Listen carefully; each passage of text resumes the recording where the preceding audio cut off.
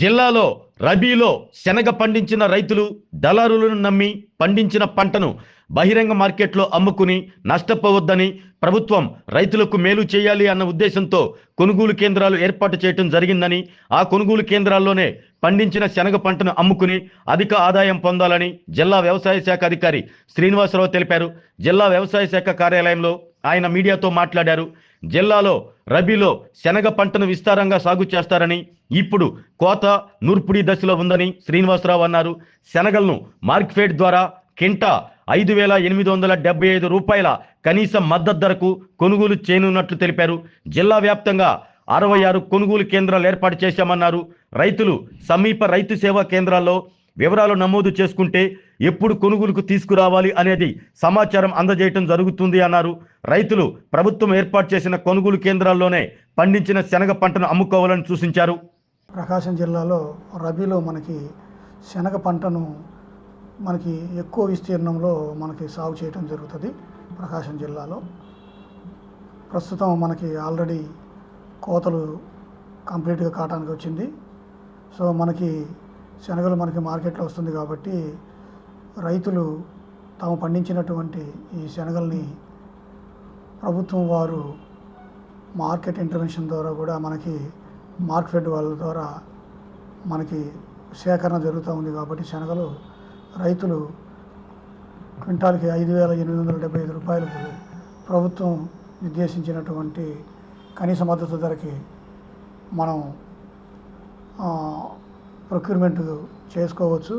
కాకపోతే రైతులు ఏం చేయాలంటే వారికి సంబంధించినటువంటి ఈ డీటెయిల్స్ అన్నీ కూడా సంబంధిత రైతు సేవా కేంద్రంలో వాళ్ళు నమోదు చేసుకోవాలా, అంటే రిజిస్ట్రేషన్ చేయించుకోవాలా. వాళ్ళకి మెసేజ్ వస్తుందండి, ఎప్పుడు మనకి మీరు ఆ శనగలు తెచ్చుకొని రైతు సేవా కేంద్రంలో అమ్ముకోవచ్చు అనే టైం కూడా మనకి ఇస్తారు. కాబట్టి శనగలు అమ్ముకోవాల్సిందిగా తెలియజేస్తున్నాను. మనకి మంచి దిగుబడులు వచ్చినాయి ఈ సంవత్సరం. సో బయట కూడా మార్కెట్ 5,200 5,400 ఉంది.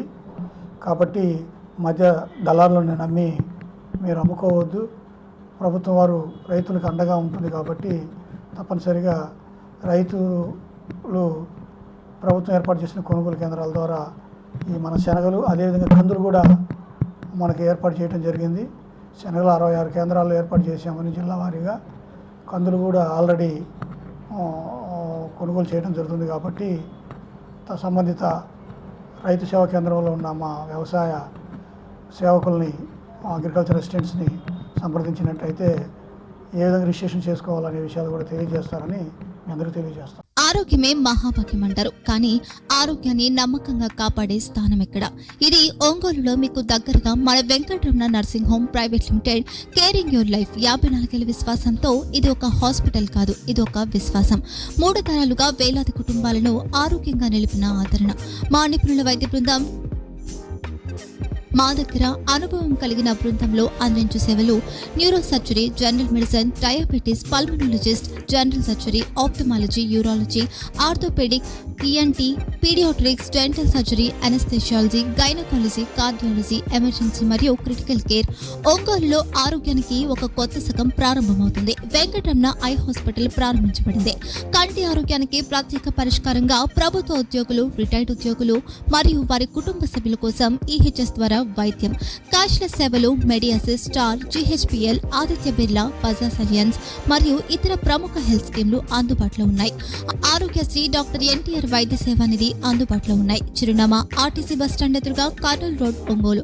Phone number 08592282623, cell number 9100679099, eye hospital number 9866484770, website www.venkatramanarsinghome.com, Facebook www.facebook.com/pkrnh.